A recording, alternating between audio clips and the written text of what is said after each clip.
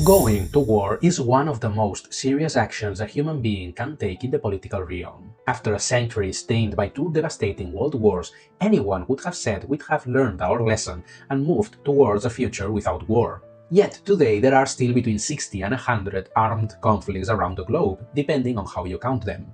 Philosophy has always been interested in reflecting on war, and there is a long philosophical tradition that has tried to set ethical limits on it through the idea of the just war. What exactly is a just war? Is it even possible? What is it legitimate to do in a war and what is not? That's what we are going to explore in this video. My name is Enric, welcome back to Addicted to Philosophy, let's begin. Alright, before anything else, let's make a few brief preliminary remarks. First, this discussion about just war is above all philosophical and abstract. Philosophy is concerned with whether a just war is possible in general. Determining whether a specific war meets this criteria or not is a task for historians, journalists, or for each of us as critical citizens. Second, for that reason, it doesn't really matter if every war in the past up to today has been deeply unjust.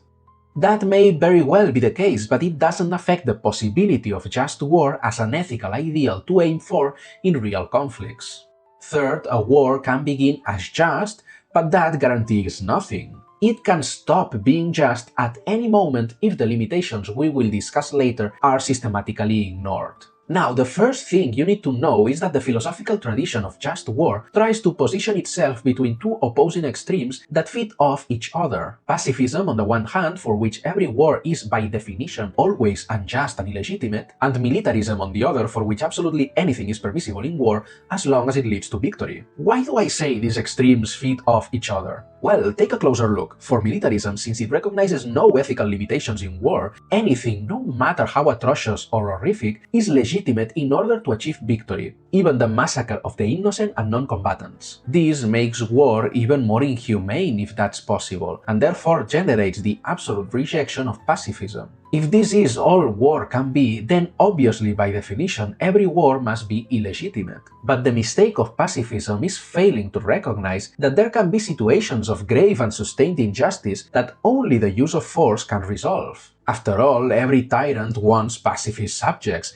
and every conqueror wants pacifist neighbors. And of course, by automatically condemning any use of war, those who are forced into it by their circumstances end up thinking like this. If we are already doing something intrinsically and necessarily evil and unjust simply by going to war, as the pacifist tells us, then what difference does it make to dirty our hands a little more if that helps us win? So, what does the just war tradition propose? To keep what is true in each of these extremes and reject their errors. On the one hand, it recognizes that under certain very specific conditions, war can be the last resort to resolve a situation of grave injustice. But at the same time, it places a whole set of limits on it so that not absolutely anything is allowed. Why does it make sense to allow war as a possibility? For the same reason it can make sense to use violence in self-defense. Because there are aggressors you can only stop by means of force. We all wish it weren't so, but that's reality. But why does it make sense to limit war? Because the goal of war, paradoxical as it may sound, must be peace, the restoration of shared life with the other side. Since after war we are going to have to keep living together, it makes sense to conduct ourselves in it in such a way that this future life in common remains possible and can become solid and livable. In war we build the peace we will enjoy in the future.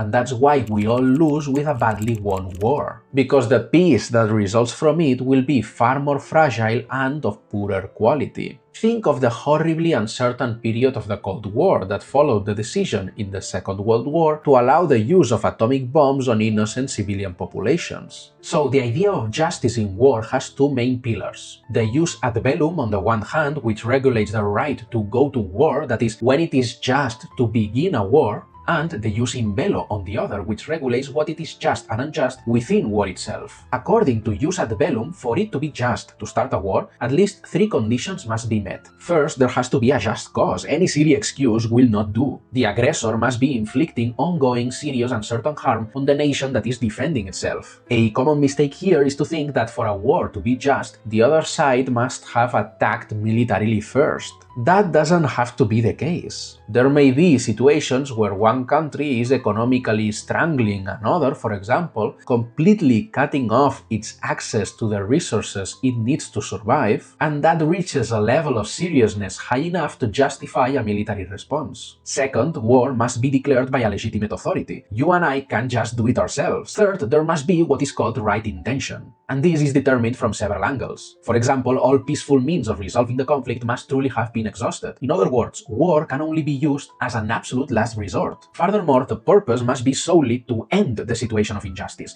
nothing more. It is not acceptable to say, well, since we are starting a war anyway, I might as well take all my neighbor's natural resources. Also, there must be reasonable prospects of success. If everything suggests that by starting an armed conflict I'm bound to lose no matter what, then sorry to say it doesn't make much sense. It would mean waging a suicidal war and sending many more people to their deaths for nothing. In addition, the use of weapons must not cause a greater evil than the one we are trying to eliminate, something that, given the destructive power of modern weapons, makes the decision to go to war even more serious. And finally, there is right intention if there is a firm commitment to follow the limits imposed by using bello, which we are about to look at. By the way, if you are enjoying this video and it's making you think and reflect on these issues, which is the whole point, give it a big like so we can reach many more people. I'd really appreciate that. Using bello, as we said before, regulates what is legitimate and what is not in war, and it can be summarized in the following general principle. Only direct harm against the enemy's actual war-making capacity is legitimate. This idea is what grounds the crucial distinction between military and civilian targets. The military is what has the function of harming the enemy. The civilian sphere, on the other hand, does not. Civilian refers to everything that would continue to exist even if all wars completely disappeared. Things like hospitals, schools, homes, and so on. So, for my conduct in war to be truly just, I have to follow a principle of civilian immunity. That is, immunity for everything that has no military function.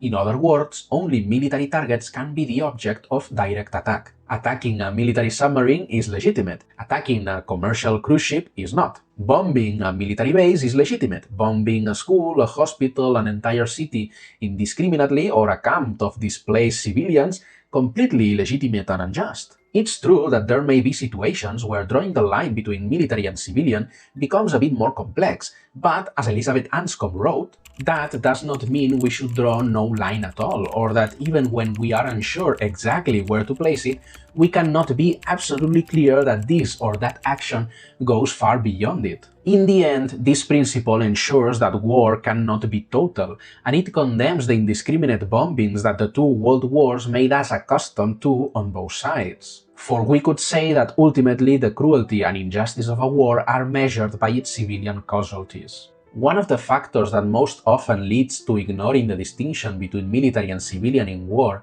is all those pre-war speeches that dehumanize the enemy, in which they are demonized and presented almost as an embodiment of evil with a capital E. In this way, one's own side becomes glorified and starts to believe it is fighting for absolute causes like freedom, goodness, justice, or humanity itself. And that kind of war loses any incentive to restrain itself. I mean, who is going to hold back if they are truly convinced they are fighting against Satan himself in the flesh? Why would I make sure to protect the child, the elderly person, the non-combatant, if they are all in some mysterious way also on the side of pure evil, while I, on the other hand, am an agent of pure good?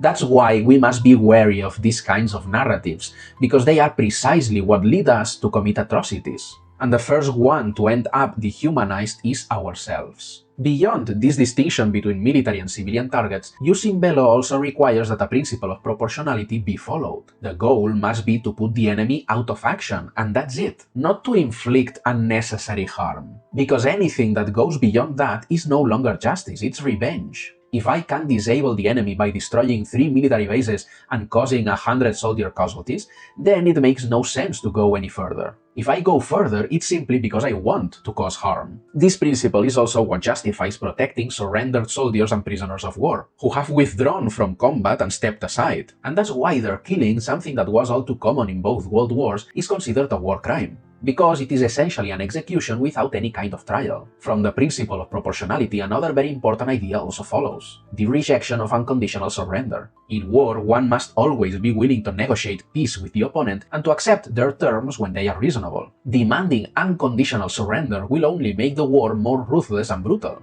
because no one wants to surrender unconditionally, left completely at the mercy of their enemy with no guarantees whatsoever. And they would do so only under the threat of total destruction, which already goes far beyond all the limits of just war. Demanding unconditional surrender, in fact, was one of the factors that led to one of the most brutal war crimes in human history, something that even today is sometimes justified, celebrated, and even considered good and necessary: the dropping of the atomic bombs on Hiroshima and Nagasaki. But I already talked about that in this video right here, drawing on the philosopher Elizabeth Anscombe. So go ahead, don't miss it, give it a good click to keep reflecting on this hugely important topic, and above all, don't forget to think.